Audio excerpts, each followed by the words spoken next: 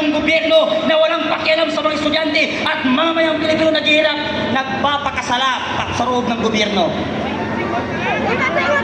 Habang tayo nagugutom, sila naman ay pasingot-singot ng kuken. Ano daw sabi ni PRRD ang palatandaan sa isang taong bangag? Pag tumutulo ang sipon, bangag at adik yan.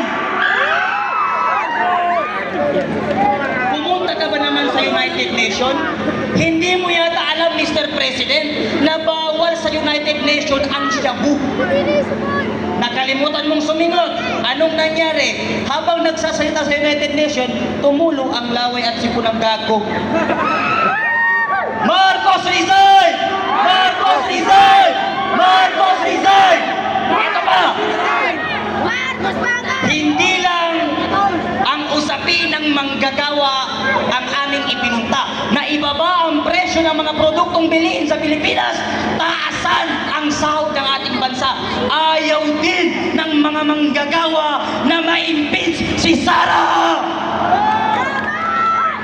Ang gusto namin ma-impeach, ipasara ang Congress dahil kay Speaker may akap.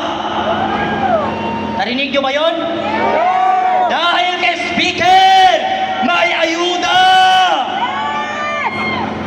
Luistro, ang kapal ng mukha mo. Ang daming Pilipino dito, Luistro. Napakakapal ng mukha ni Luistro. Ano ang sabi niya? Simple lang. Pag walang kaso, humarap at sumagot. Luistro versus Luistro. Ano ang sabi niya nung naunang sinabi niya? What I did, tinago ko ang aking asawa dahil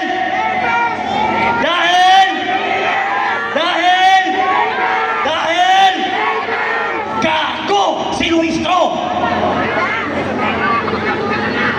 Ano ba ang sabi ni Abante?